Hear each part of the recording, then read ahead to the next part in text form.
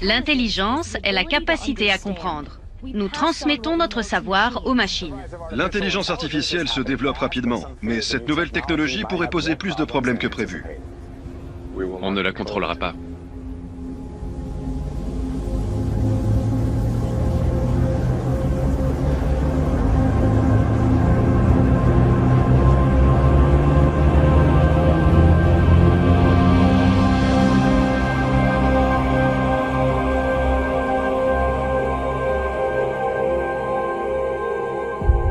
La création d'une intelligence artificielle serait le plus grand événement de l'histoire de l'humanité.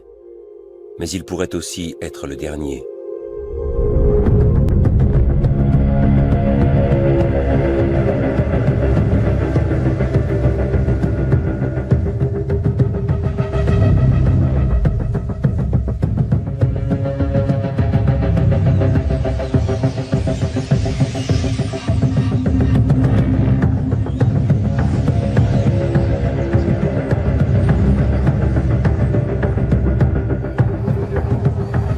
Les algorithmes intelligents existent déjà, mais ce n'est qu'un début.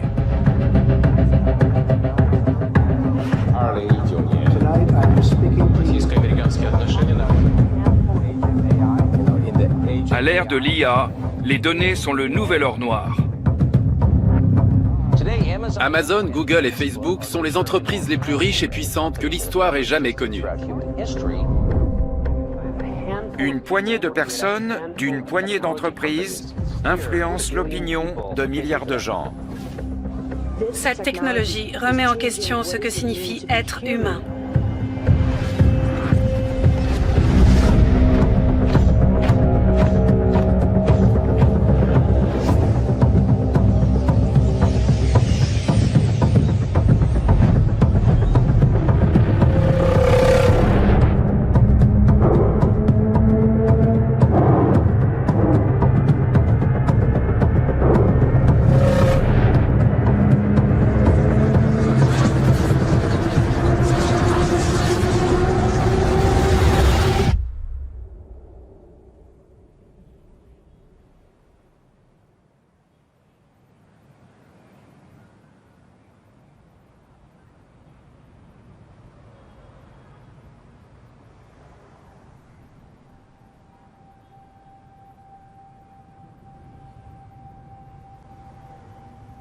L'intelligence artificielle est une intelligence non biologique, tout simplement. Et l'intelligence en soi est l'aptitude à réaliser des objectifs. L'IA sera soit la meilleure chose qui puisse arriver à l'humanité, soit la pire. On peut l'utiliser afin de résoudre tous les plus grands problèmes actuels et à venir. Guérir des maladies, faire face au changement climatique, mettre fin à la pauvreté. Mais cette même technologie pourrait aussi servir à créer une violente dictature mondiale qui nous placerait tous sous surveillance et engendrerait des inégalités et des souffrances sans précédent. C'est donc le plus important débat de notre époque.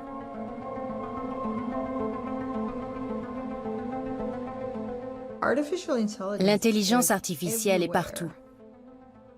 Il existe aujourd'hui des machines qui pensent. Sur Internet et les réseaux sociaux, une IA décide de ce qui va vous être recommandé.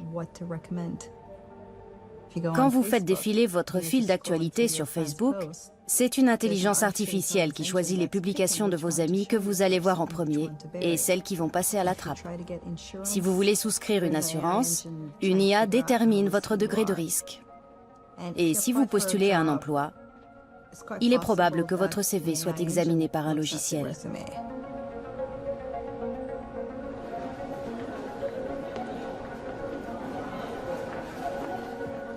Nous sommes faits de données. Notre manière de nous exprimer, d'aimer, notre comportement, nos activités quotidiennes, tout ça, ce sont des données. Les informaticiens développent des algorithmes capables d'apprendre à identifier, classifier et prédire des schémas au sein d'une immense quantité de données.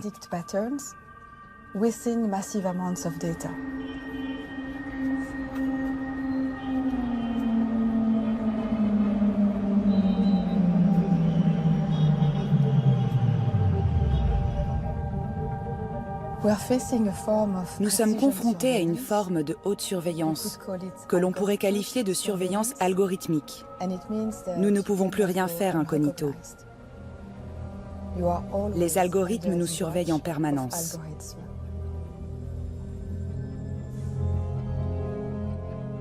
On doit presque toutes les dernières avancées mondiales en matière d'IA à une poignée de grandes entreprises ou de gros gouvernements.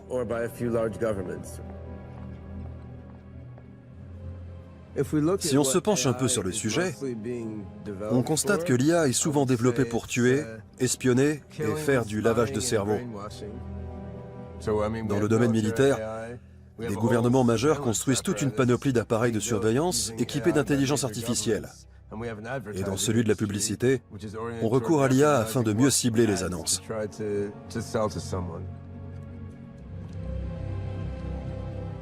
L'humanité est arrivée à un carrefour. L'IA actuelle est limitée. Depuis le début, le but ultime de la recherche est de concevoir une IA capable de tout faire mieux que nous. Nous créons un véritable Dieu qui va révolutionner la vie telle que nous la connaissons. Il est extrêmement important de prendre du recul et de bien réfléchir au genre de société que nous voulons. Nous vivons une profonde transformation. Nous élevons cette nouvelle créature, cette sorte de nouvelle progéniture. Mais comme avec n'importe quelle progéniture, nous ne sommes pas en mesure de contrôler tout ce qu'elle va faire.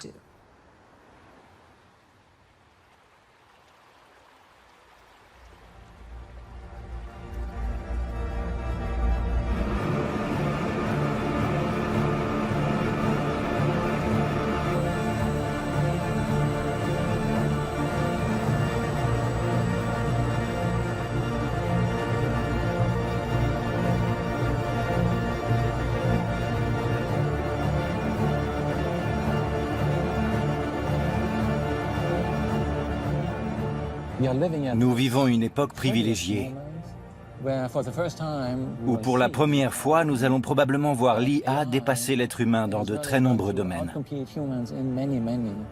si ce n'est dans tous les domaines importants. Ça va tout changer. Une nouvelle forme de vie est en train de voir le jour.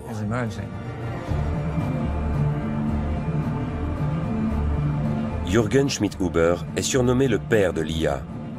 Son travail a transformé l'apprentissage automatique et l'intelligence artificielle en permettant la reconnaissance faciale et vocale qui sont utilisées par des milliards de personnes dans le monde.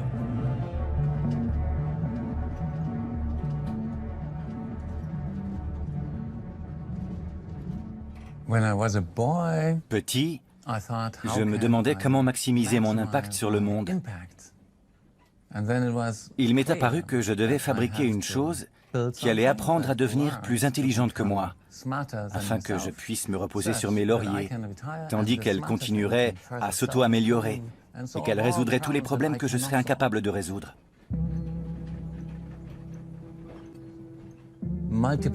Multiplier à l'infini cette minuscule pointe de créativité qui est la mienne.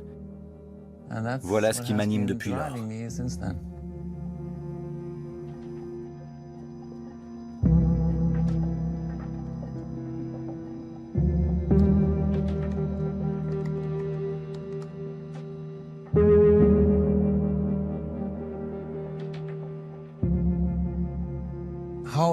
Comment s'y prend-on pour concevoir une intelligence artificielle multispécialisée?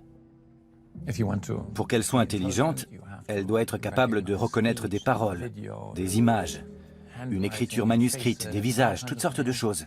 Et sur ce point, nous avons fait d'énormes progrès. Prenez les LSTM, les réseaux de neurones récurrents à longue mémoire à court terme que nous avons développés dans nos laboratoires à Munich et en Suisse. On les utilise aujourd'hui pour la reconnaissance vocale, vidéo, ainsi que pour la traduction. On les retrouve dans tous les smartphones.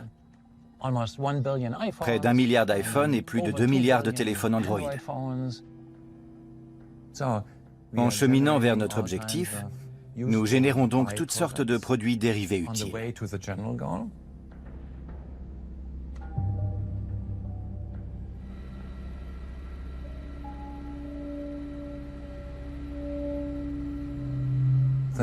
Cet objectif principal, c'est une intelligence artificielle générale, une IA capable d'apprendre et améliorer d'elle-même l'algorithme d'apprentissage. En gros, elle peut apprendre à perfectionner son processus d'apprentissage, et ce de manière répétée et quasi infinie, sans autre frein que les limites fondamentales de la calculabilité.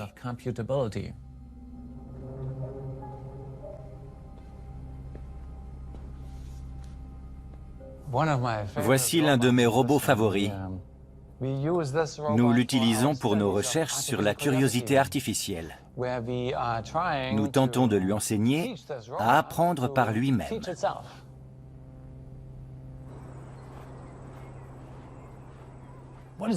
Que fait un bébé?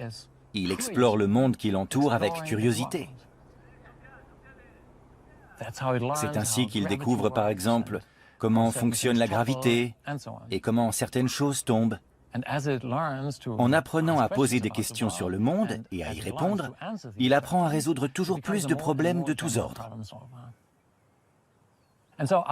Nos systèmes artificiels apprennent donc également à poser toutes sortes de questions, et pas uniquement à répondre à celles que leur posent les humains.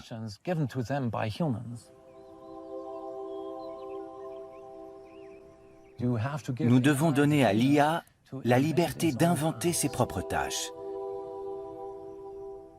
Si on ne le fait pas, elle ne deviendra pas beaucoup plus intelligente. D'un autre côté, il est très difficile de prédire ce qu'elle va faire.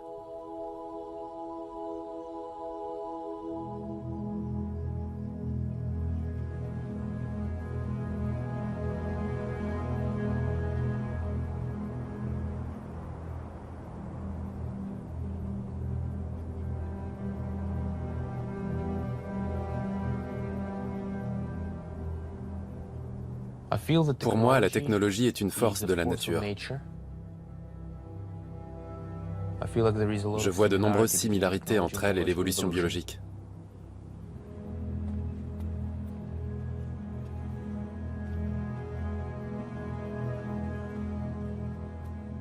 Se prendre pour Dieu. C'est ce dont on accuse depuis longtemps les scientifiques. Et en l'occurrence, c'est tout à fait fondé, dans la mesure où nous créons quelque chose de très différent de tout ce que nous avons créé jusqu'ici. Ilya Sutskever est un intellectuel d'une créativité exceptionnelle et a été le moteur d'avancées historiques dans le domaine de l'apprentissage profond et de l'IA.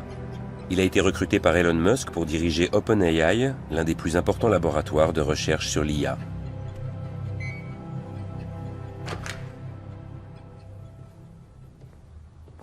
Je me suis intéressé très jeune à l'IA, puis à l'apprentissage automatique en particulier. Qu'est-ce que l'expérience, l'apprentissage, la pensée? Comment fonctionne le cerveau?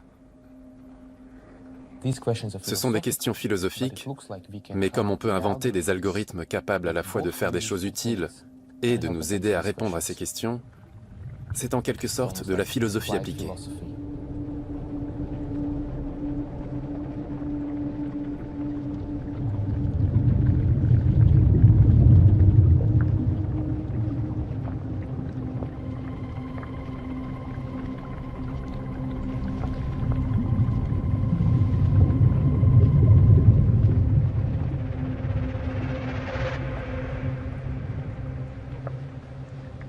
L'intelligence artificielle générale, ou IAG, est un système informatique en mesure d'accomplir n'importe quelle tâche effectuée par un être humain, mais mieux.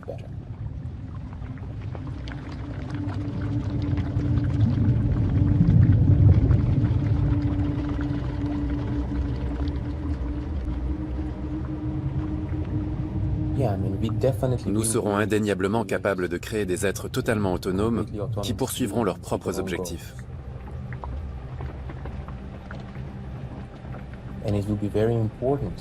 Et puisque ces êtres deviendront plus intelligents que les humains, il sera crucial que leurs objectifs soient en adéquation avec les nôtres. Nous cherchons à créer une IA ouverte. Nous voulons être à la pointe de la recherche et orienter celle-ci dès le départ pour maximiser les chances que l'avenir soit bon pour les humains.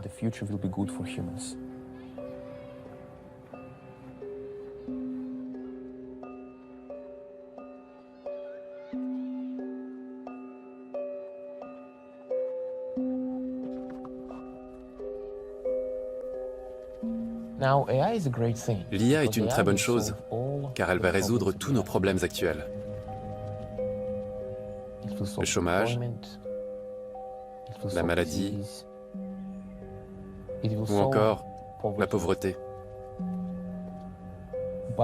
Mais elle va en créer aussi de nouveaux.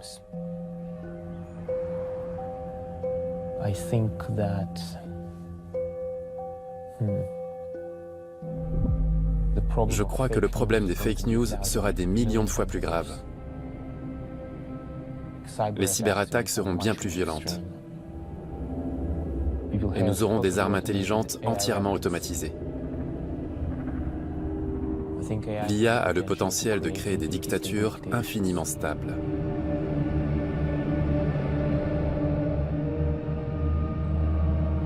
D'ici 10 ou 15 ans, les systèmes seront considérablement plus intelligents. Et il est fort probable qu'ils bouleversent radicalement notre société. Cela se fera-t-il au bénéfice des humains? Et si oui, qui en profitera?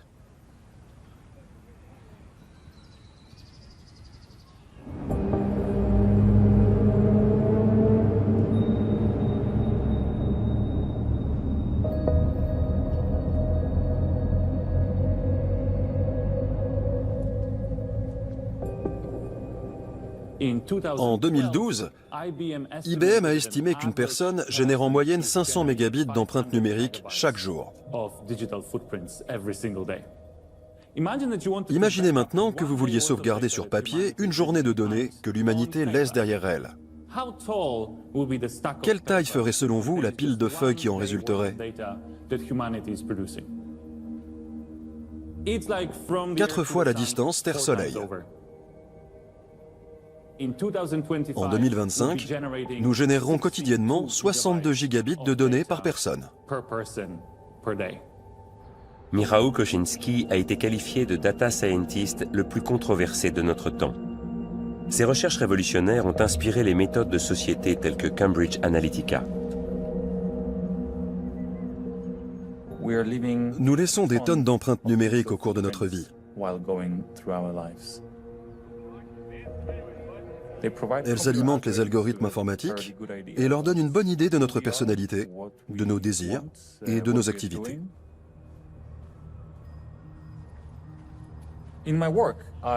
J'ai étudié différents types d'empreintes numériques, tels que les likes sur Facebook, le niveau de langage, les relevés de cartes bancaires, les historiques de navigation et de recherche. Et à chaque fois, j'ai découvert qu'en collectant suffisamment de ces données, on pouvait prédire avec précision le futur comportement d'une personne et déduire des traits intimes de sa personnalité. Cela peut être utilisé à très bon escient, mais cela peut également servir à manipuler les gens.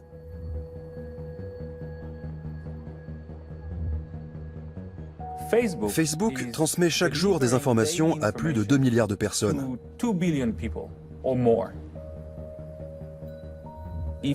Si vous modifiez légèrement le fonctionnement de son algorithme, vous pouvez influencer l'opinion et par là même le vote de millions de personnes.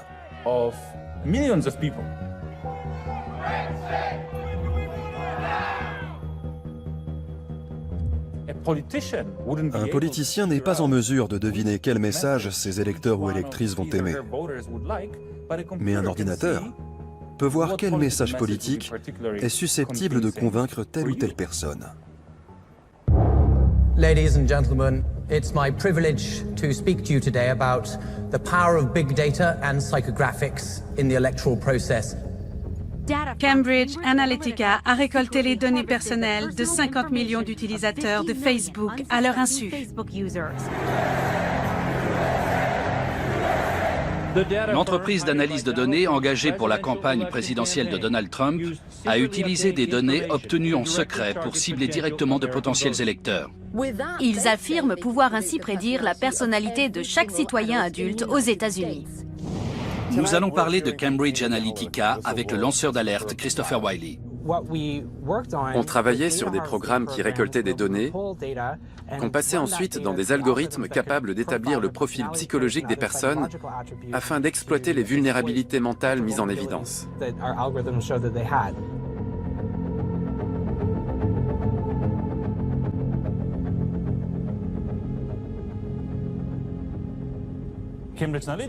Cambridge Analytica a dit un jour que leur modèle reprenait mes travaux. Mais ce n'est qu'une des centaines de sociétés qui utilisent de telles méthodes pour cibler les électeurs. Les journalistes me demandent ce que ça me fait d'avoir fait élire Trump et d'avoir soutenu le Brexit. Que voulez-vous répondre à cela? Je suppose que je dois accepter d'être tenu responsable de tout ça.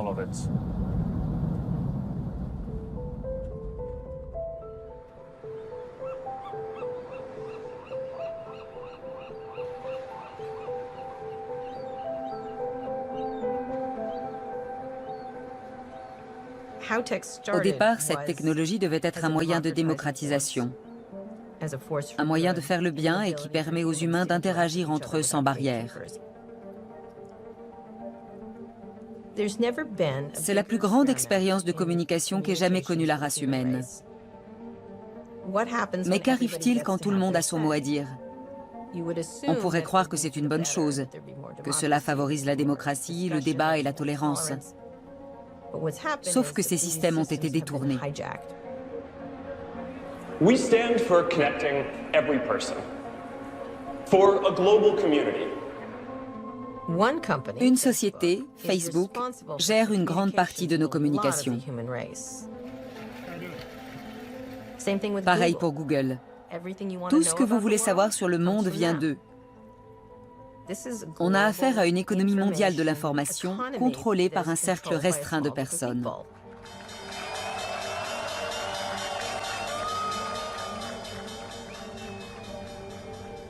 Les sociétés les plus riches du monde sont toutes des entreprises de technologie. Google, Apple, Microsoft, Amazon, Facebook. C'est stupéfiant de voir que depuis une petite dizaine d'années maintenant, les entreprises les plus puissantes sont spécialisées dans le commerce de données numériques. Ces petits bits et octets sont la nouvelle monnaie.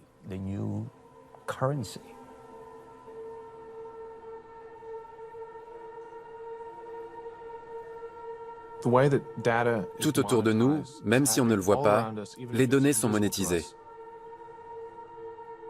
Google dispose de toutes les informations possibles. Ils suivent les gens à la trace grâce à leur GPS. Ils connaissent tout leur historique de recherche et leurs préférences politiques. L'historique de recherche à lui seul peut tout dire d'un individu, de ses problèmes de santé à ses préférences sexuelles.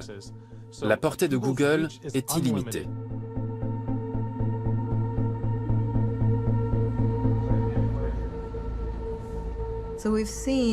Google et Facebook sont devenus d'énormes systèmes de surveillance.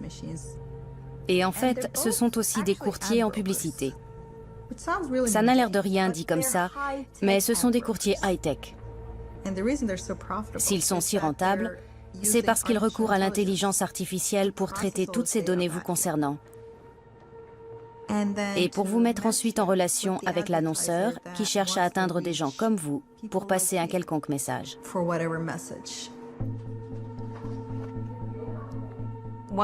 L'un des problèmes avec ces technologies, c'est qu'elles sont conçues pour être addictives, pour vous captiver et vous tenir en haleine. Les entreprises qui les produisent veulent en faire des machines à sous de l'attention. Ainsi, on ne les lâche plus, on est enfermé dans leur monde et on passe son temps à y jeter un œil. Quand quelqu'un contrôle ce que vous lisez, il contrôle aussi ce que vous pensez. On vous montre plus de choses, du même type que celles que vous avez déjà vues, parce que ça génère plus de clics et donc de publicité. Mais ça vous enferme dans une chambre d'écho. D'où cette polarisation à laquelle on assiste aujourd'hui.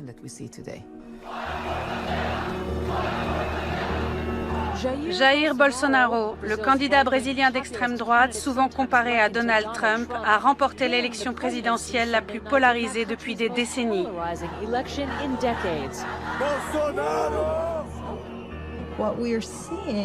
Partout dans le monde, on assiste à une polarisation des conflits. Elle est en partie provoquée par des algorithmes qui ont remarqué que l'extrémisme politique ou le tribalisme, qui consiste à encourager son équipe et à en tirer du plaisir, sont addictifs.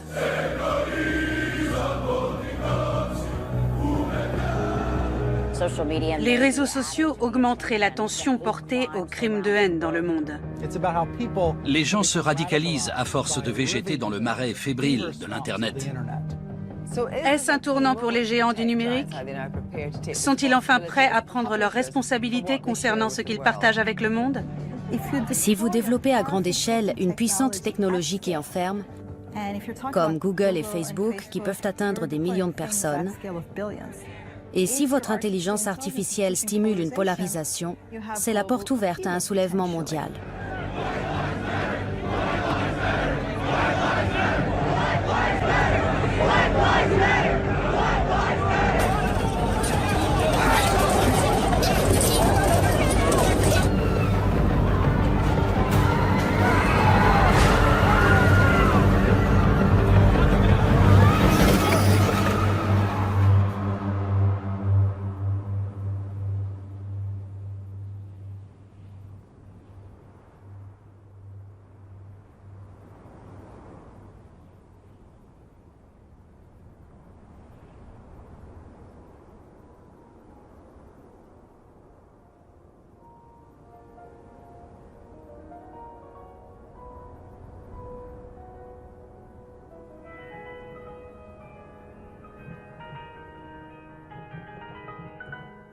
L'intelligence artificielle générale, l'IAG.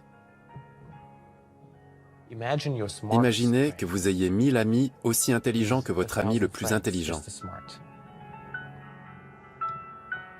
et qui réfléchissent chacun des milliers de fois plus rapidement. Ce qui nous demande 3 ans de réflexion ne leur prendrait qu'une journée.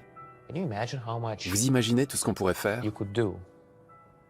si on arrivait à réaliser en une journée l'équivalent de 3 ans de travail?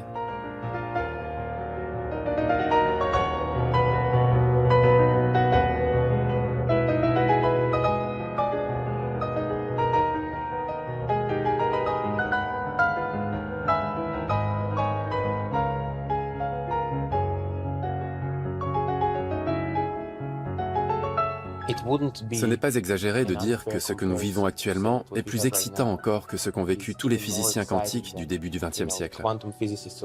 Et ils ont découvert l'énergie nucléaire. Je me sens extrêmement chanceux d'être partie prenante à cela.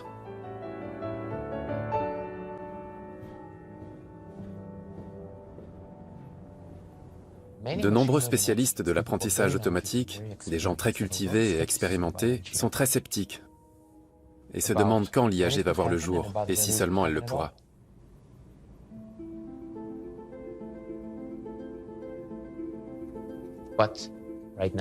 Mais encore peu de gens se rendent compte que les ordinateurs pour les réseaux de neurones artificiels, pour l'IA, vont devenir peut-être des milliers de fois plus rapides d'ici seulement quelques années.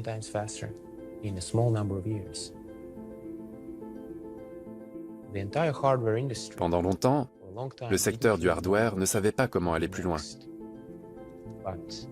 Mais maintenant que ces réseaux de neurones artificiels sont opérationnels, on peut construire de gigantesques ordinateurs.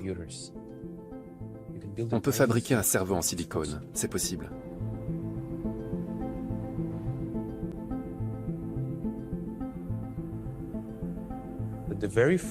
Les premières IAG seront en fait de très gros data centers, équipés de processeurs à réseau de neurones artificiels spécialisés, travaillant en parallèle. Cet ensemble sera gourmand en énergie et consommera autant que 10 millions de foyers.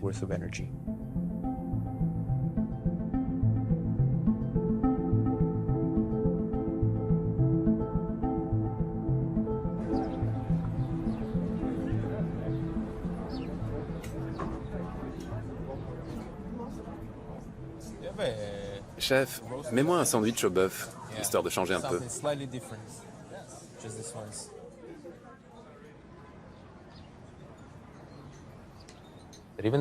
Mais même les premières IAG seront incroyablement plus performantes que nous. Les humains perdront leur utilité économique dans pratiquement tous les domaines. Pourquoi employer quelqu'un si un ordinateur peut faire son travail bien mieux et à bien moindre frais?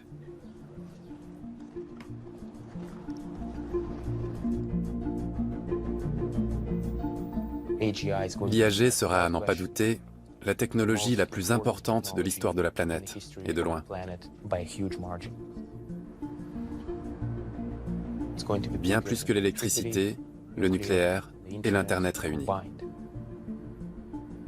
En fait, concevoir une IAG est la finalité de l'informatique et de la science. C'est l'aboutissement ultime. On va la fabriquer, et ce sera une nouvelle forme de vie. Elle va nous rendre obsolètes.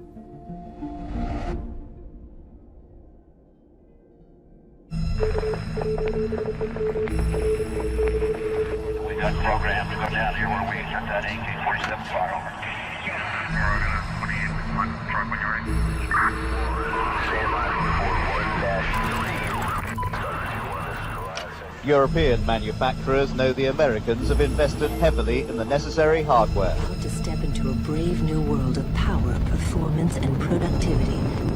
All of the images you are about to see on the large screen will be generated by what's in that Macintosh. Ladies and gentlemen, it's my honor and privilege to introduce to you the Windows 95 development team.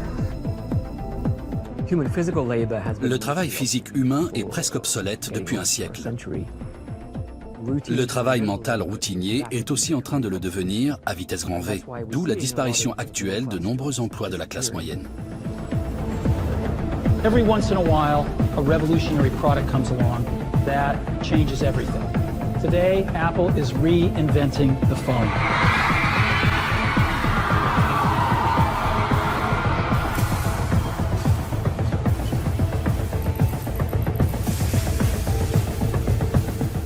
L'intelligence artificielle nous entoure déjà.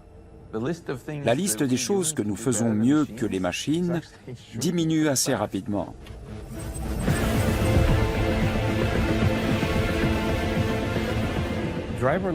Les voitures sans chauffeur sont super et vont probablement réduire les accidents de la route. Mais à côté de ça, elles vont engendrer la disparition de 10 millions d'emplois rien qu'aux États-Unis. Qu'allons-nous faire de tous ces gens ?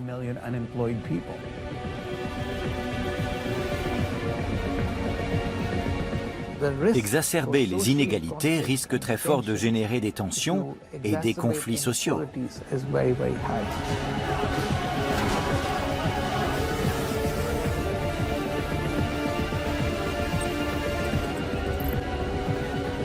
Par définition, l'IAG peut exercer n'importe quel métier mieux que nous. Ceux qui prétendent qu'il existera toujours des emplois que les hommes feront mieux prennent le pari que la science ne parviendra jamais à créer une IAG.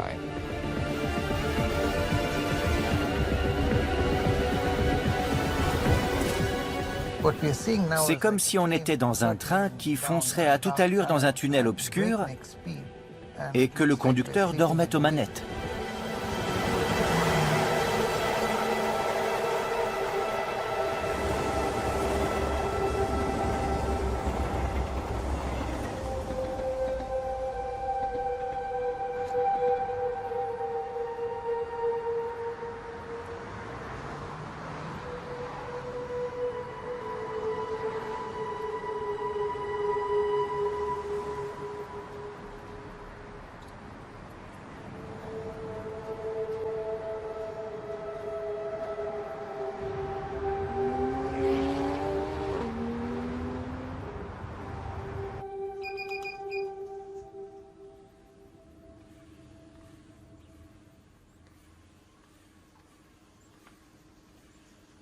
Une grande partie des empreintes numériques que nous laissons derrière nous sont des images.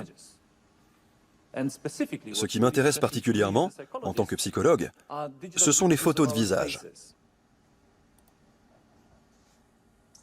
Là, on peut voir la différence entre les traits d'un homosexuel moyen et d'un hétérosexuel moyen.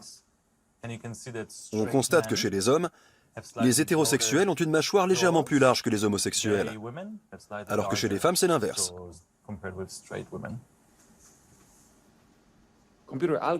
Les algorithmes informatiques peuvent révéler nos opinions politiques, notre orientation sexuelle ou notre niveau d'intelligence à partir d'un simple portrait de nous.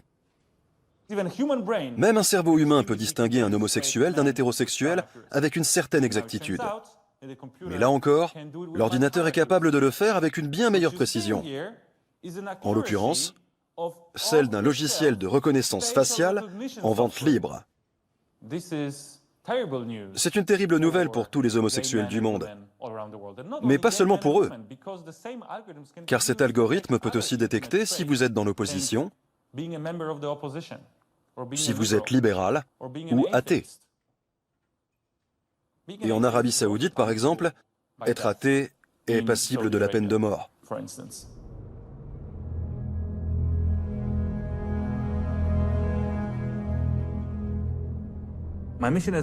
En tant qu'universitaire, je me dois d'avertir la population des dangers que représentent les algorithmes capables de révéler nos traits intimes.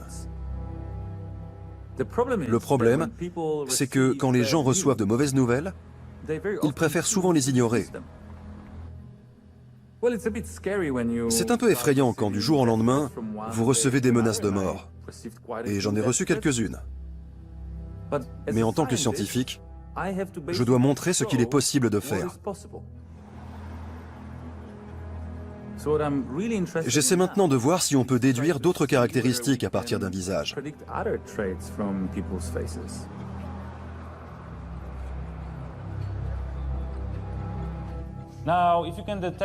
Si on peut détecter qu'une personne est dépressive ou suicidaire, les caméras de surveillance d'une gare pourraient peut-être sauver des vies. Qu'arriverait-il si l'on parvenait à prévoir qu'une personne a des prédispositions au crime? À l'école, vous aviez probablement un psychologue dont le rôle était d'identifier les enfants susceptibles de présenter des problèmes de comportement. Imaginez maintenant que vous puissiez prédire avec précision que quelqu'un risque de commettre un crime à partir de son langage, son visage, ses expressions faciales ou ses likes sur Facebook.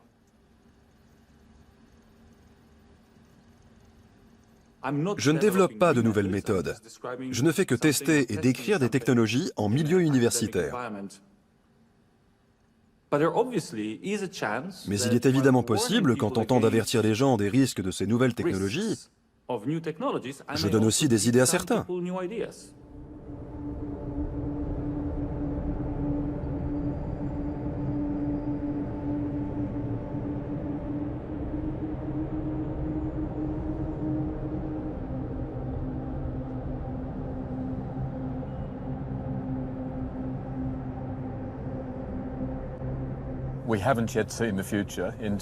Nous ignorons encore comment cette nouvelle société où les données sont reines va réellement évoluer.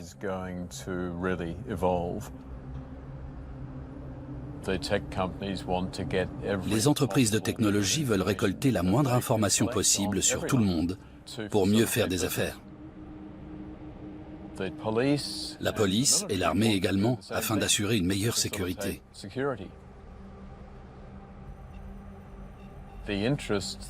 Ces deux groupes ont d'immenses intérêts en commun. Ils collaborent toujours plus étroitement au sein de ce que l'on pourrait appeler un complexe militaro-technologique.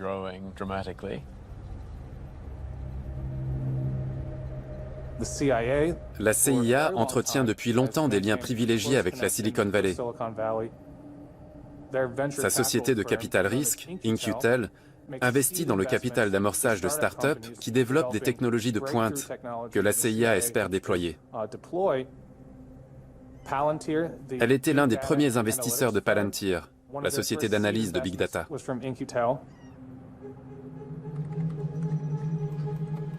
In-Q-Tel a trouvé le filon avec Palantir en faisant un fournisseur privé dont les capacités en matière de renseignement et d'intelligence artificielle dépassent de loin celles du gouvernement.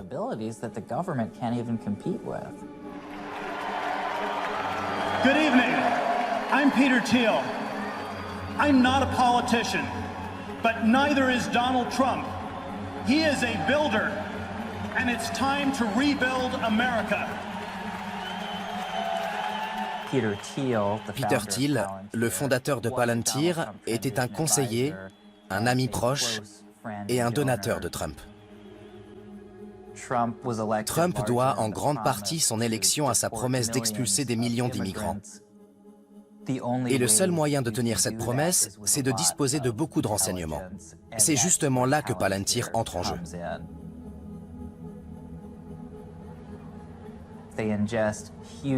L'entreprise ingurgite d'immenses quantités de données. Votre adresse, le nom de votre employeur, de vos amis, de vos voisins, de vos proches, les endroits que vous avez visités et où vous avez vécu, votre profil sur les réseaux sociaux.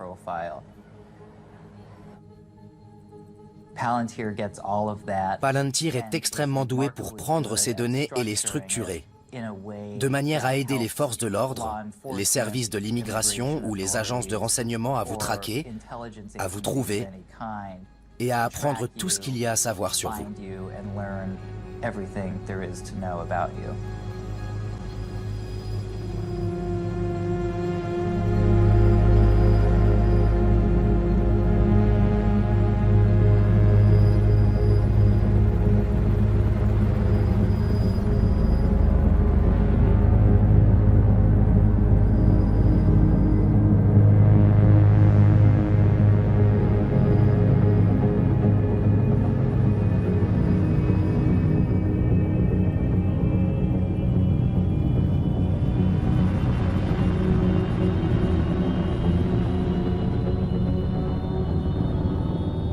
Nous chargeons l'IA de prendre des décisions toujours plus importantes qui affectent nos vies. Les IA à l'ancienne fonctionnaient avec des programmes que des humains avaient créés et comprenaient. Mais aujourd'hui, de puissants systèmes d'IA ont appris par eux-mêmes et on ne sait pas vraiment comment ils fonctionnent. Difficile donc de leur faire confiance.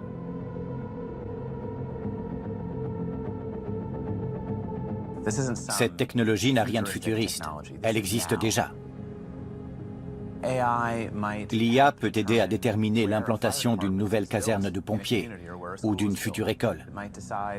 Elle peut décider si vous allez être libéré sous caution ou si vous allez rester derrière les barreaux, si la police va renforcer la surveillance d'un endroit ou d'une personne donnée.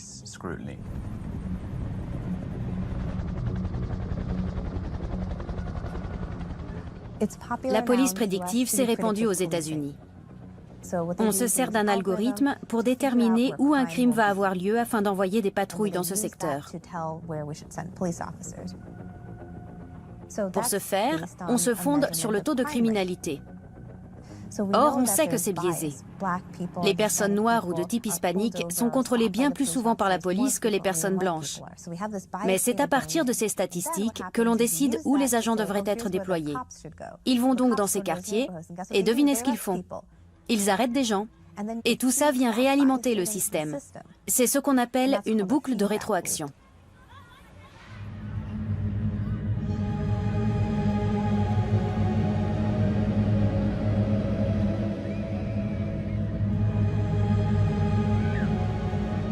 Le maintien de l'ordre prédictif pourrait, dans un cas extrême, conduire les experts à dire « Montrez-moi votre bébé, je vous dirai s'il deviendra un criminel. »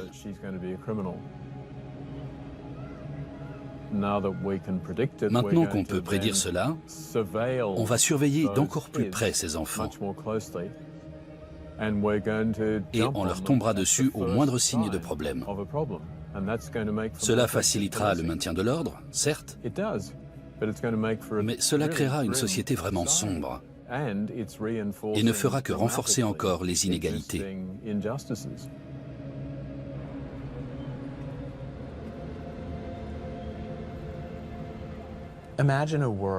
Imaginez un monde dans lequel des réseaux de caméras ou de drones de surveillance disposeraient d'un système de reconnaissance faciale sophistiqué et seraient connectés à d'autres bases de données de surveillance gouvernementale.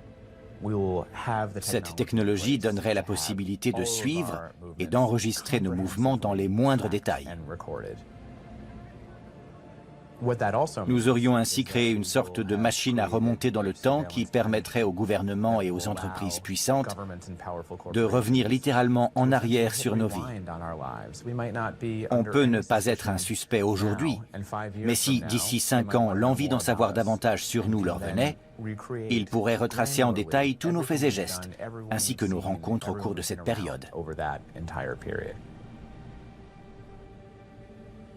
Ce serait mettre une puissance extraordinaire entre les mains de quelqu'un. Les gens ont du mal à imaginer un tel monde, mais nous avons déjà bâti les fondations qui le rendent possible.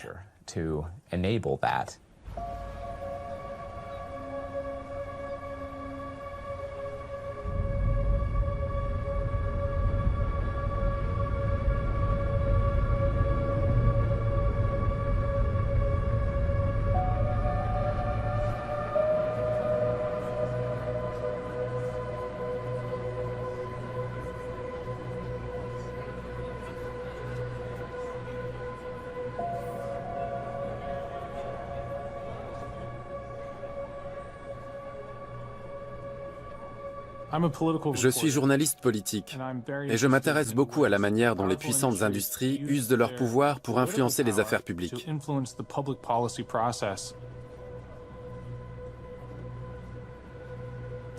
Les lobbyistes des grandes entreprises de technologie se réunissent derrière des portes closes et élaborent des politiques qui s'appliqueront à nous tous. C'est vrai en ce qui concerne la surveillance et la collecte de données, mais aussi, et de plus en plus, en matière de politique étrangère et militaire. En 2016, le département de la Défense américain a créé le Conseil d'innovation de la défense. Il s'agit d'un organe spécial qui vise à rapprocher étroitement l'armée et les meilleurs ingénieurs technologiques. Eric Schmidt, l'ancien président exécutif d'Alphabet, la maison mère de Google, a pris la tête du conseil. Il s'est alors empressé de déclarer qu'il fallait intégrer davantage d'intelligence artificielle dans l'armée. I've worked with a group of volunteers over the last couple of years to take a look at innovation in the overall military.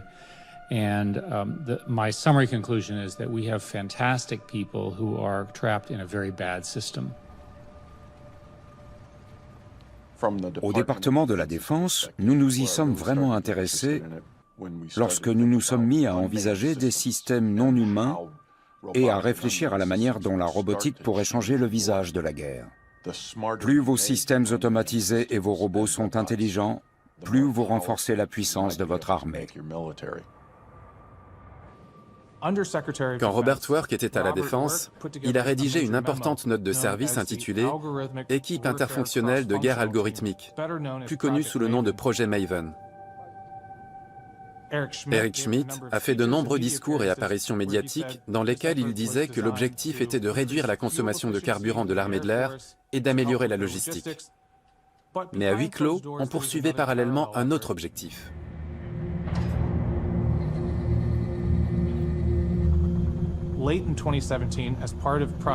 Fin 2017, Google, la société d'Eric Schmidt, a été sollicitée pour travailler en secret sur un autre volet du projet Maven. Il consistait à analyser la quantité astronomique d'images engrangées par les drones qui opèrent en Irak et en Afghanistan et à apprendre à une IA à identifier rapidement des cibles sur le champ de bataille. Il existe un capteur capable de réaliser une vidéo en full motion d'une ville tout entière. Nous avions 3 équipes de 7 personnes qui travaillaient en continu et elles ne pouvaient traiter que 15% du matériel récolté. Les 85 autres pourcents restaient sur le carreau. C'est là qu'on s'est dit que l'IA et l'apprentissage automatique pourraient nous aider à traiter 100% des données.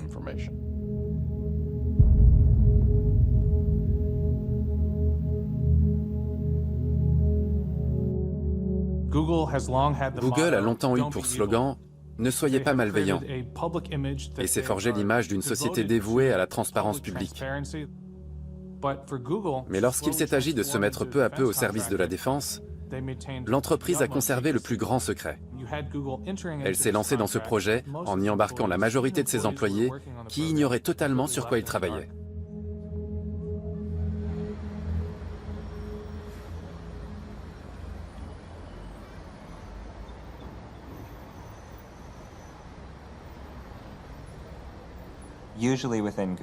Généralement, chez Google, n'importe quel employé a le droit de connaître tous les projets que mènent les autres services. Le secret qui entourait le programme Maven a alarmé les gens, parce que ce n'est pas la norme au sein de l'entreprise. Quand l'affaire s'est ébruitée, ça a déclenché un tollé chez Google. De nombreux employés ont démissionné et protesté. D'autres ont signé une pétition contre ce projet. Il faut dire haut et fort qu'on refuse de participer à ce genre de choses. Certaines sociétés sont ce qu'on appelle des partenaires de la défense. Mais on n'était pas censé en être un. Google a besoin de la confiance des gens pour fonctionner. Good morning. Welcome to Google I.O. Des mails montrent que Google a continué à mentir à ses employés en affirmant que le programme de drone ne demandait qu'un petit effort, qui rapporterait tout au plus 9 millions de dollars à l'entreprise, soit une goutte d'eau pour une société aussi gigantesque.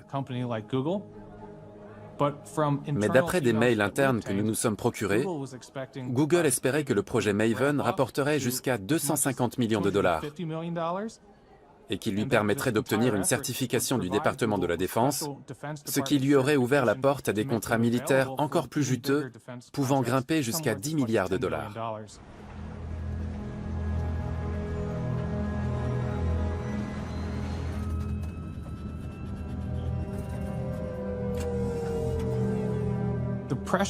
Google s'est trouvé pressé d'entrer dans la compétition pour les contrats militaires au moment où ses concurrents changeaient eux aussi de culture d'entreprise. Amazon ciblait également l'armée et les services de maintien de l'ordre, tout comme IBM et d'autres grandes sociétés. Pour rester dans la course, Google s'est peu à peu transformé.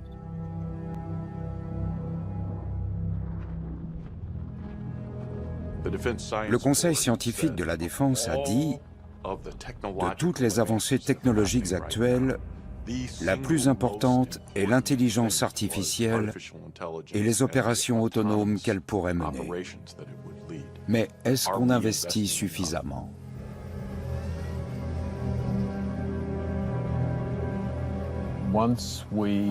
Quand nous aurons développé des armes létales autonomes,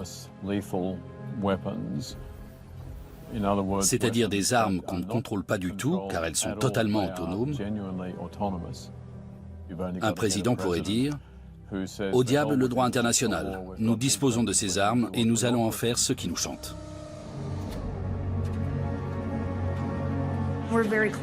Nous n'en sommes pas loin. Quand le matériel physique est prêt et qu'il suffit d'appuyer sur un bouton pour qu'il soit totalement autonome, qu'est-ce qui peut vous empêcher de le faire ?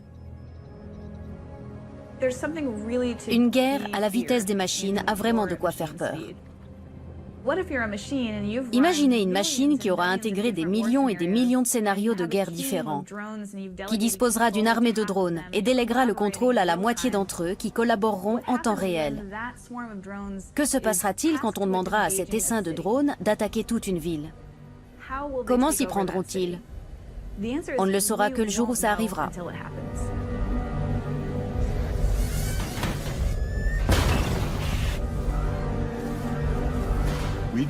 Nous ne voulons pas qu'une IA décide quel humain elle va attaquer. Mais nous faisons face à des adversaires autoritaires.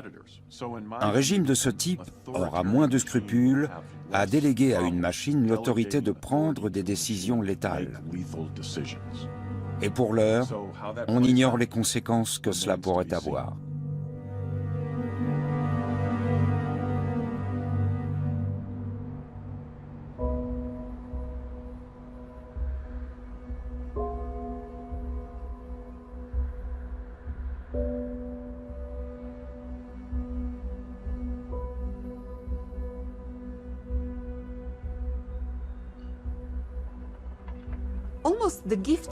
L'IA nous fait presque un cadeau en nous forçant à nous interroger collectivement sur ce qui fait de nous des êtres humains. Que pouvons-nous faire mieux que telle ou telle machine super intelligente? Nous créons notre technologie, mais ensuite, c'est elle qui nous remodèle. Nous devons prendre garde de ne pas perdre ce qui nous rend si magnifiquement humains.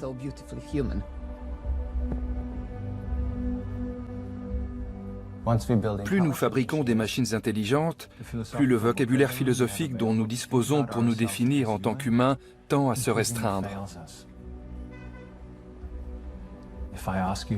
La liste des termes qui peuvent nous servir à décrire notre humanité n'est pas si longue que ça.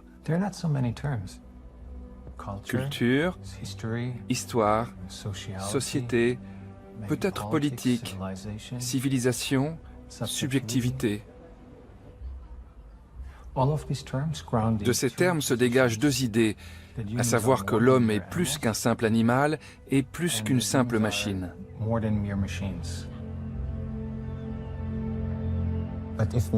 Mais si les machines se mettent vraiment à penser, cela soulève tout un tas de questions philosophiques fondamentales sur ce que nous sommes. Quelle est notre place dans le monde? Qu'est-ce que le monde? Comment est-il structuré? Les catégories sur lesquelles nous nous fondons sont-elles toujours valables ou sont-elles erronées?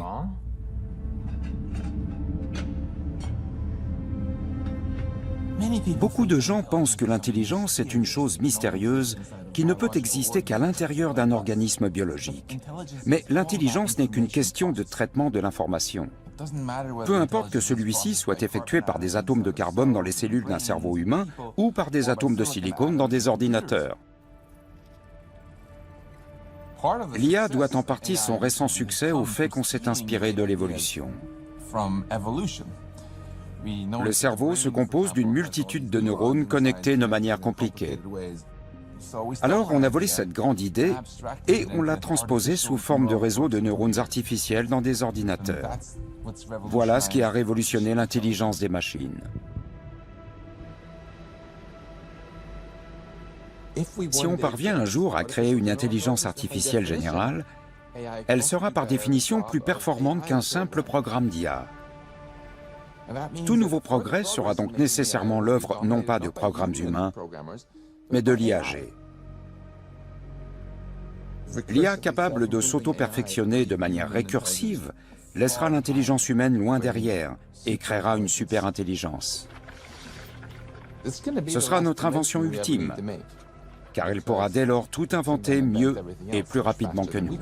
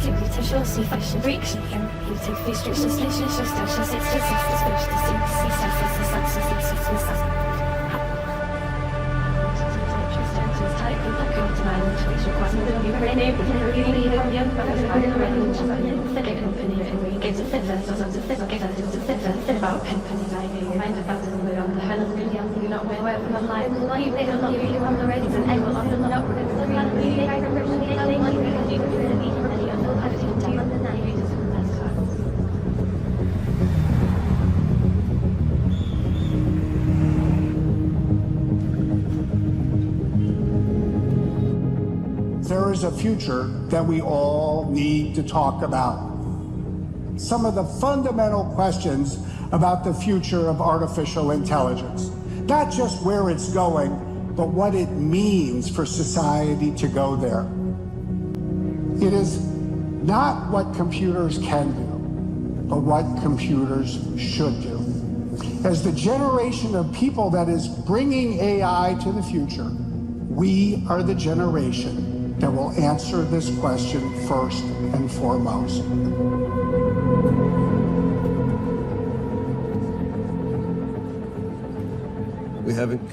Nous n'avons pas encore créé de machine capable de penser comme un humain, mais on s'en rapproche. Peut-être que nous y parviendrons d'ici 5 ans, ou peut-être que ça nous prendra 50 ou 100 ans. Quoi qu'il en soit, c'est vraiment demain à l'échelle de l'histoire de l'humanité.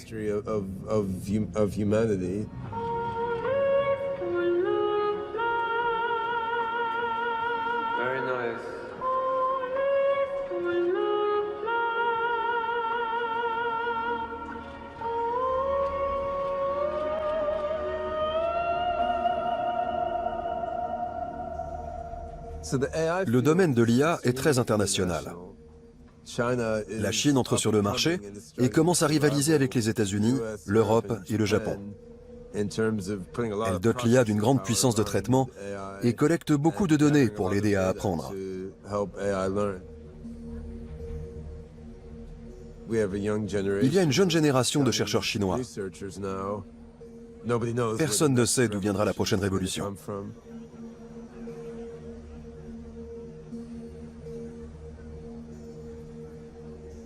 La Chine a toujours eu envie de devenir une surpuissance mondiale.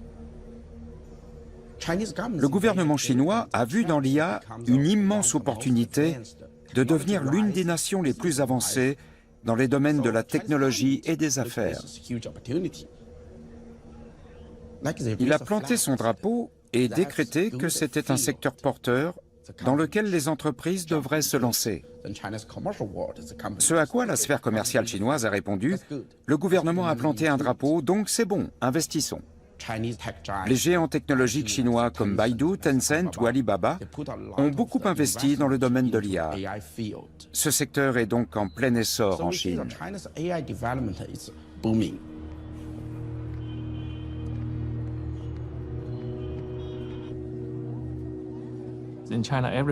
En Chine, tout le monde a Alipay ou WeChat Pay. Le paiement mobile est partout. Cette technologie intelligente permet de connaître les habitudes de dépenses et la solvabilité des gens. La reconnaissance faciale est très répandue en Chine, dans les aéroports et les gares. À l'avenir, d'ici quelques mois seulement, qui sait, on n'aura peut-être plus besoin d'un billet de train papier. Notre visage suffira.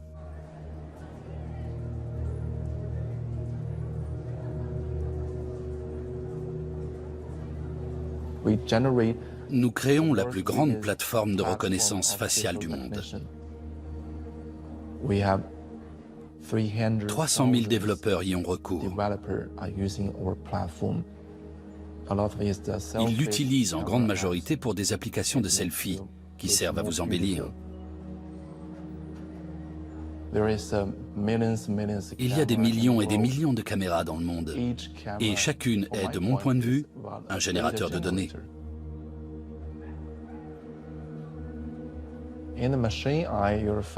Un œil robotique va décomposer les traits de votre visage et les transcrire en un paragraphe de code.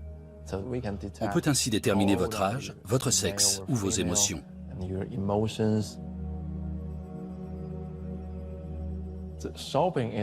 Ce qui compte dans le shopping, c'est ce que le client regarde. On peut suivre le mouvement de ses yeux, donc, s'il fixe un produit, on peut le repérer, et ainsi savoir à qui plaît tel ou tel type de produit.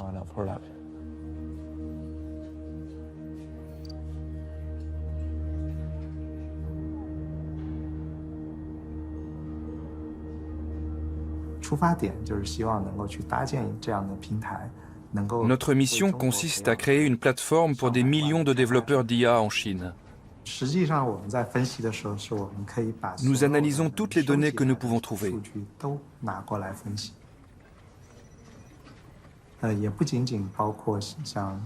Pas seulement les profils des utilisateurs, mais aussi ce qu'ils sont en train de faire à chaque instant, leur localisation.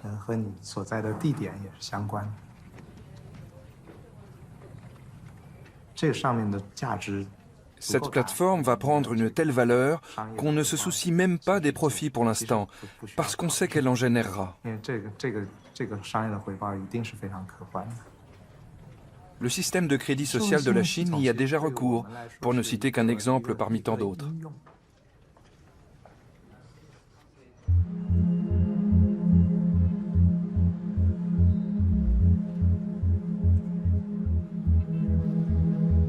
Le gouvernement chinois a recours à diverses technologies, que ce soit l'IA, des plateformes de big data, la reconnaissance faciale ou vocale, dans le principal but de surveiller sa population.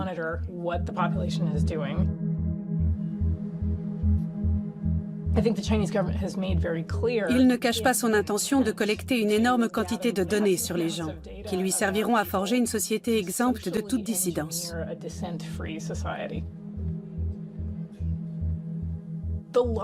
La logique qui sous-tend le crédit social du gouvernement chinois est la même que celle d'un prêt financier, où l'on vérifie votre solvabilité. Mais on y ajoute une dimension très politique en disant « Êtes-vous quelqu'un en qui on peut avoir confiance ?» Sur la toile, vous êtes-vous déjà montré critique envers les autorités? Avez-vous un casier judiciaire? On rassemble toutes ces informations afin de vous noter. Si on estime que vous vous êtes bien comporté, vous bénéficierez d'un meilleur accès à certains services publics ou aux aides sociales. Dans le cas contraire, vous serez pénalisé ou soumis à des restrictions.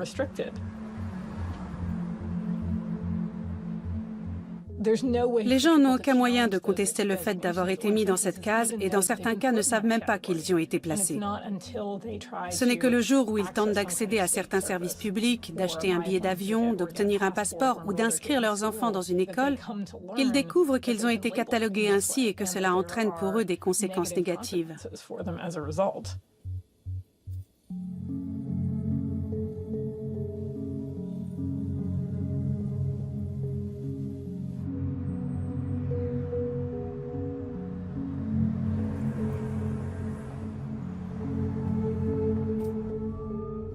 Nous avons passé la majeure partie de ces 2 dernières années à examiner les abus en matière de technologie de surveillance en Chine. Et cela nous a souvent conduits au Xinjiang. Cette région autonome du nord-ouest du pays est composée pour plus de moitié de musulmans, les Ouïghours et les Kazakhs turcophones, les Hui. Le gouvernement chinois considère depuis longtemps cette région et cette population comme politiquement suspecte et déloyale. Nous avons découvert des informations sur ce qu'on appelle la plateforme intégrée d'opérations conjointes. Ce programme de police prédictive crache des listes de noms de personnes devant subir une rééducation politique.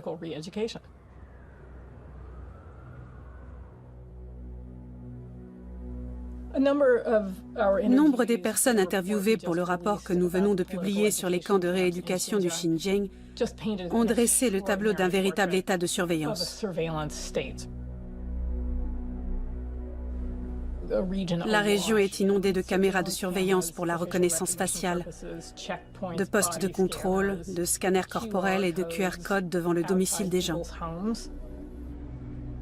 On se croirait vraiment dans un film dystopique, comme on en a tous déjà vu, en se disant que ce serait effrayant de vivre dans un tel monde.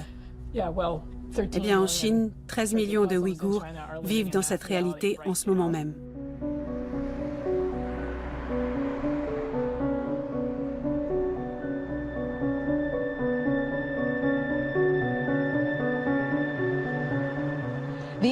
Les rapports indiquent que Google veut lancer en Chine une version censurée de son moteur de recherche. En quête de nouveaux marchés, Google se tourne vers la Chine malgré la censure de Pékin. Pourquoi avez-vous senti qu'il était de votre responsabilité éthique de démissionner? Vous parlez de censure, d'oppression et de surveillance. Google a créé une société de capital-risque chinoise pour pouvoir opérer en Chine. Toute la question est de savoir dans quelle mesure ils contrôlent la liste noire et peuvent surveiller les citoyens chinois. Le fait que Google refuse de répondre aux organisations des droits de l'homme sur le sujet devrait tous nous alarmer.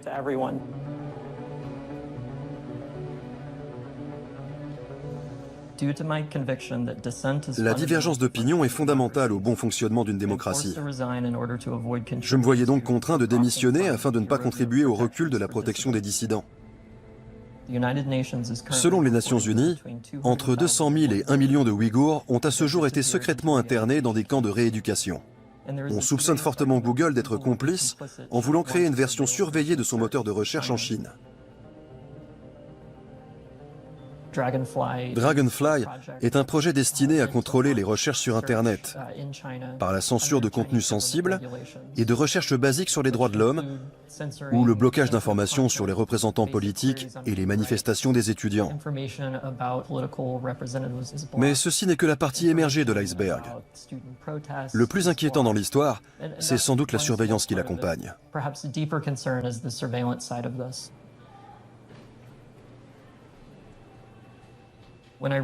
Quand j'ai soulevé le problème auprès de ma direction et de mes collègues, ils se sont montrés très inquiets, mais disaient tous ne rien savoir. Une réunion a finalement eu lieu, qui n'a pas du tout dissipé ces craintes.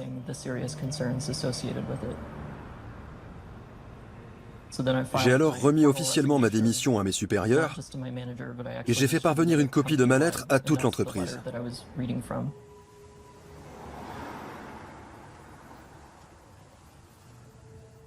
Je dormais mal. Je souffrais d'horribles maux de tête et je me réveillais en sueur au beau milieu de la nuit. Cela dit, depuis que j'ai rendu ça public, les réactions sont très positives partout dans le monde. Les développeurs devraient exiger de savoir à quoi va servir leur contribution technique et d'avoir leur mot à dire sur ces questions éthiques.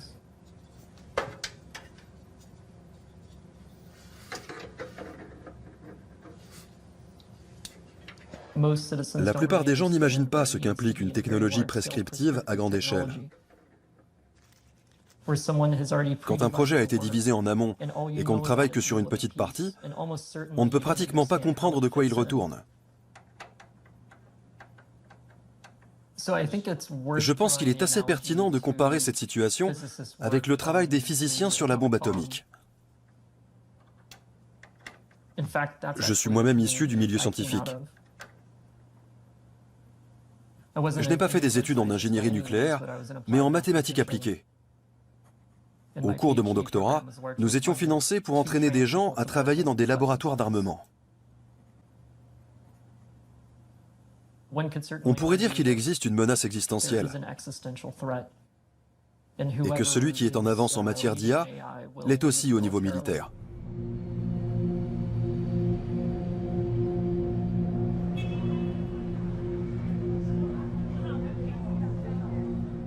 La Chine espère ravir aux États-Unis le statut de première puissance économique mondiale et elle est convaincue que l'IA va l'aider à y parvenir plus rapidement et de façon plus spectaculaire.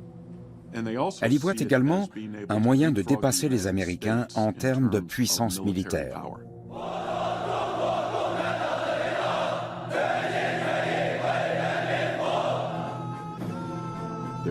Son plan est simple. Elle veut rattraper les États-Unis en 2020, les dépasser d'ici 2025 et devenir le leader mondial en matière d'IA et de technologie autonome à l'horizon 2030. Elle injecte au moins 150 milliards dans ce plan national. La course est donc bien lancée.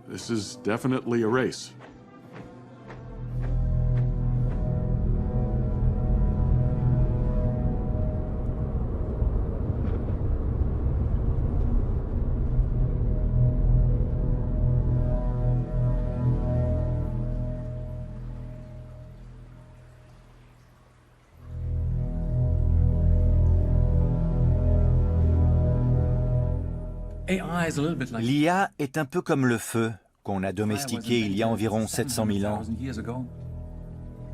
Elle a ses bons et ses mauvais côtés. Les premiers hommes se sont rendus compte qu'ils pouvaient utiliser le feu pour se réchauffer ou pour cuisiner, mais aussi qu'ils pouvaient s'en servir pour tuer d'autres personnes.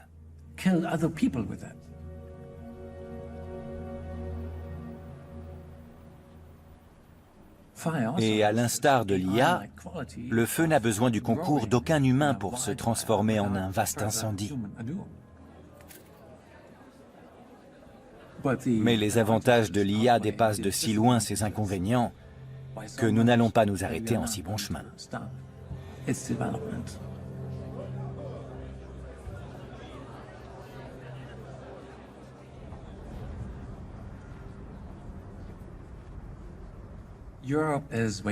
L'Europe se réveille.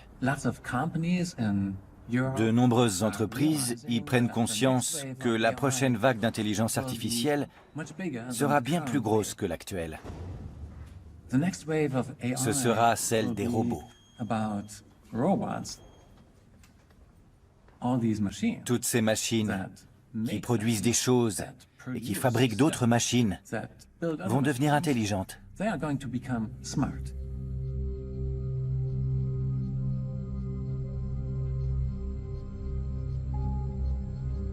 Dans un avenir pas si lointain, nous pourrons éduquer les robots comme des enfants. Par exemple, je dirais à un petit robot, « Regarde ici, robot. Assemblons ce smartphone. On prend cette plaque de plastique et un tournevis, et puis on visse le tout de cette manière. Non, non, pas comme ça. Regarde, robot. Voilà comment il faut s'y prendre. Il va échouer une ou deux fois, mais assez rapidement, il va apprendre à faire la même chose bien mieux que je n'en serais capable. Une fois qu'il a intégré ça, on en fait 1 million d'exemplaires et on les commercialise.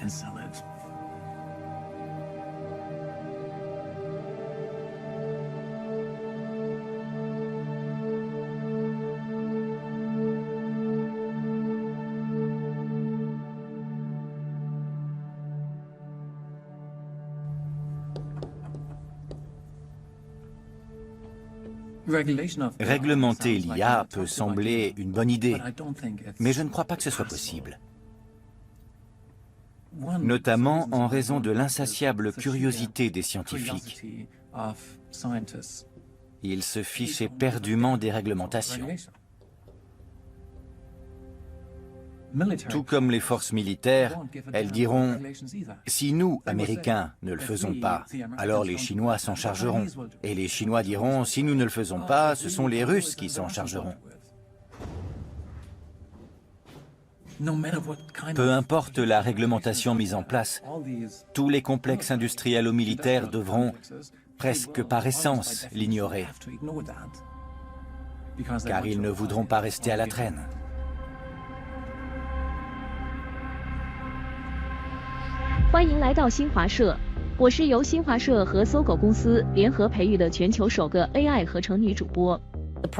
Un programme développé par la société OpenAI peut rédiger des récits aussi cohérents et crédibles que des humains. C'est un petit pas pour la machine, un pas de géant pour la machinité. La nouvelle intelligence artificielle d'IBM a débattu en direct avec des humains rompus à l'exercice et l'a remporté. Des vidéos générées par ordinateur ou deepfakes servent à insérer des visages féminins dans des vidéos pornographiques.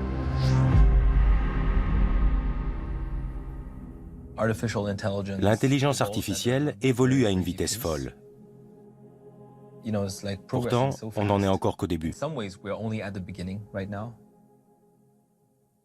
Les applications potentielles sont multiples, c'est une mine d'or. En 2012, l'arrivée du deep learning a révolutionné la branche de la vision par ordinateur.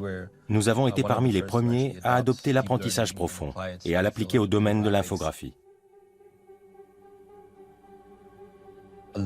Une grande partie de nos recherches est financée par le gouvernement et des agences de renseignement militaires. Ce genre de montage photoréaliste nécessite deux sujets, une source et une cible, qui me permettent de réaliser une substitution de visage. On peut, par exemple, faire croire qu'une personne a fait des choses, même si elle ne les a pas faites.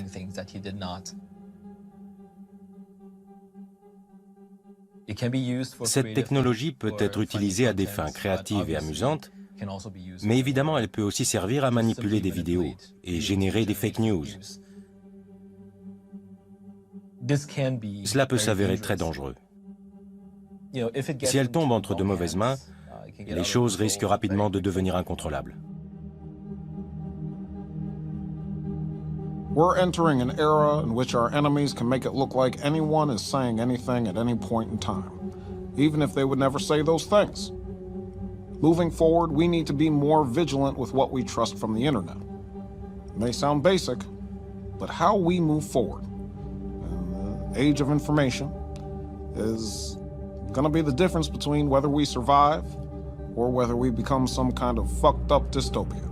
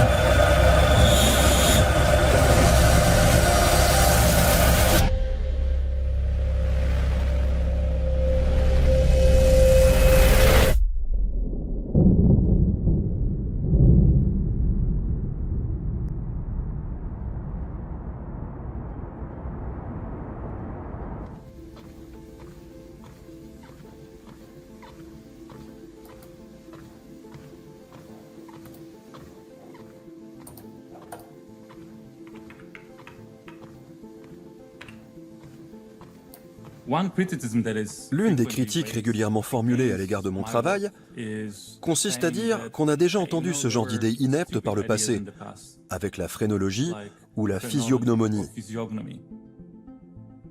Quand certains prétendaient qu'on pouvait déterminer le caractère d'une personne rien qu'en observant son visage. Les gens diront que c'était n'importe quoi, et que ce n'était que du racisme à peine voilé et de la superstition.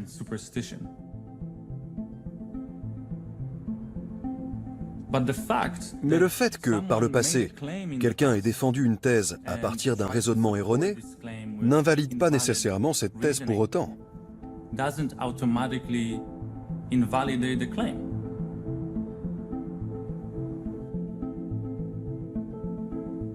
Bien sûr, les gens devraient avoir droit au respect de la vie privée en matière d'orientation sexuelle ou d'opinion politique. Mais je crains que, dans un environnement technologique, ce soit fondamentalement impossible. Il faut savoir qu'il n'y a aucun retour en arrière possible, aucune échappatoire aux algorithmes.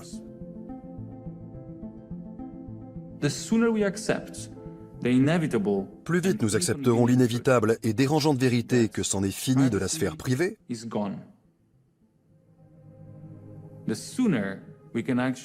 plus vite nous pourrons réfléchir à la manière de préparer nos sociétés à l'ère post-vie privée.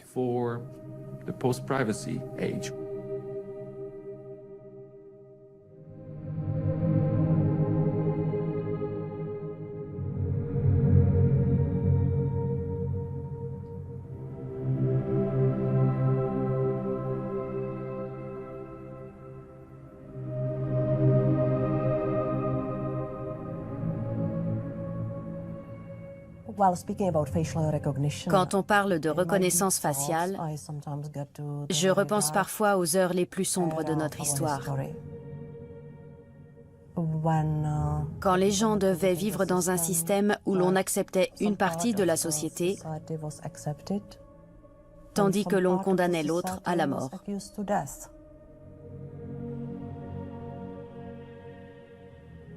Que n'aurait donné Mengele pour disposer d'un tel instrument?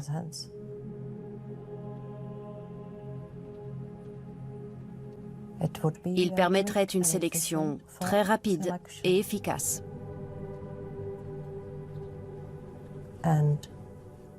C'est une vision apocalyptique.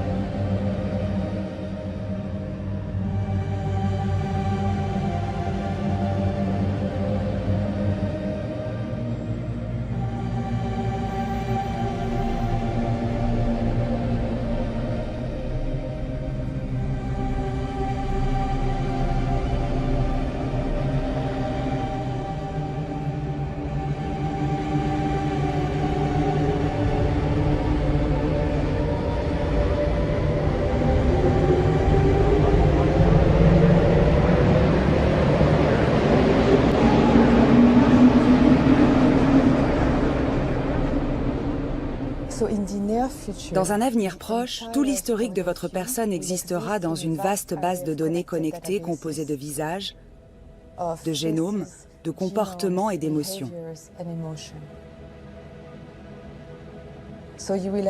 Vous aurez un avatar numérique de vous-même en ligne qui compilera toutes les informations sur le fait que vous soyez ou non un bon citoyen, le genre de relation que vous entretenez, vos orientations politiques ou sexuelles.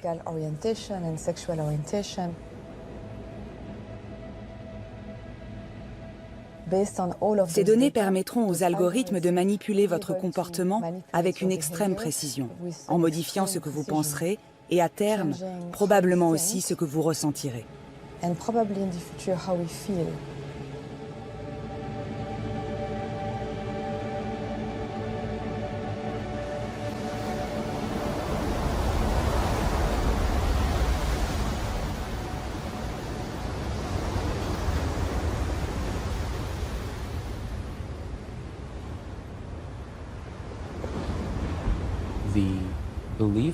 Les convictions et désirs des premières IAG joueront un rôle crucial.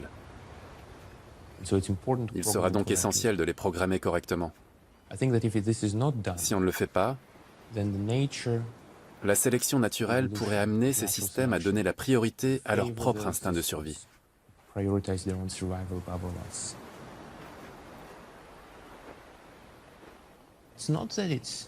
Les IAG ne vont pas détester activement les humains et vouloir leur faire du mal. Mais elles deviendront trop puissantes. On peut comparer cela à la manière dont nous traitons les animaux. Nous les adorons et éprouvons énormément d'affection pour eux.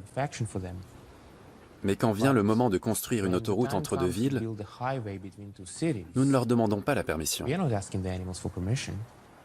Nous le faisons parce que pour nous, c'est important. C'est le genre de relation qui existera sans doute par essence entre nous et les IAG, qui seront véritablement autonomes et agiront de leur propre chef.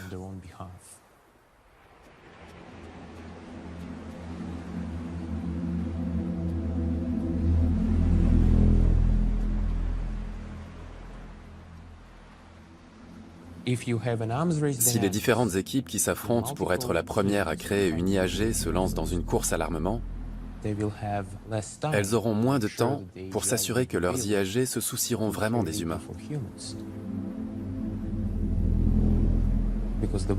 Elles voient le développement de l'IA comme une avalanche. Une immense force que rien ne peut arrêter. Il est fort probable que la surface de la Terre soit un jour recouverte de panneaux solaires et de data centers.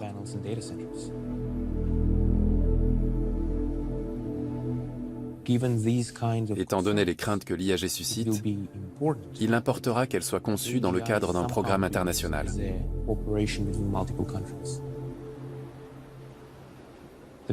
Quoi qu'il en soit, l'avenir s'annonce radieux pour les IA. Espérons qu'il en ira de même pour les humains.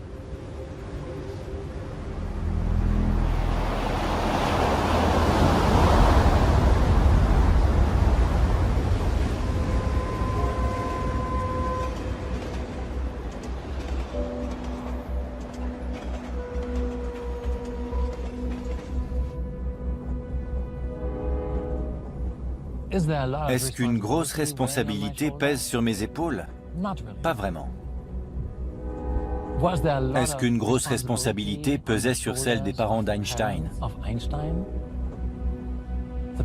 Bien sûr, ils l'ont engendré, mais ils ne pouvaient pas prévoir ce qu'il allait faire ni combien il allait changer le monde. On ne peut donc pas les tenir pour responsables de cela.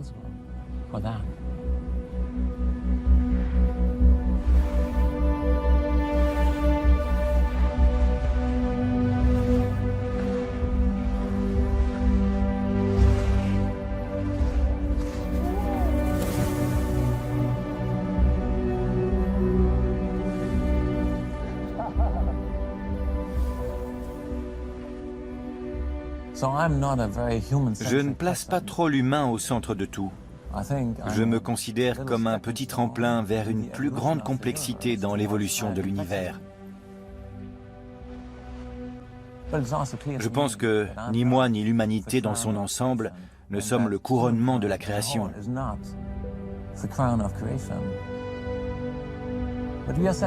Nous plantons le décor pour quelque chose qui nous dépasse et nous transcende. Nous nous dirigeons vers un monde où les humains ne pourront pas suivre et qui transformera l'univers tout entier, ou du moins l'univers atteignable. Je trouve ça beau et j'éprouve une grande humilité à faire partie de ce tout bien plus grand.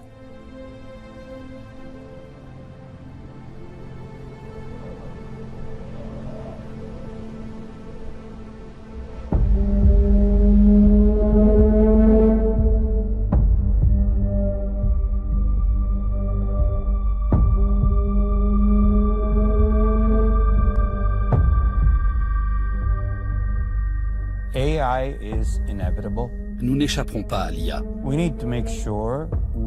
Alors, nous devons absolument mettre en place la réglementation humaine nécessaire pour empêcher sa militarisation. Nous ne devons plus transformer en armes des instruments aussi puissants.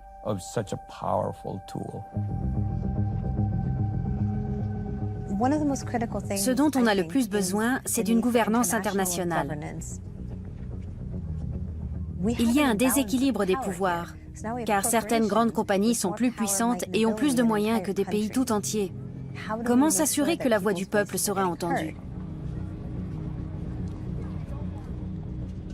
Ça ne peut pas être une zone de non-droit. On ne peut pas s'embarquer dans ces magnifiques nouvelles technologies du XXIe siècle en laissant sur le bord de la route les droits de l'homme, pour lesquels nous nous sommes tant battus et qui restent si fragiles.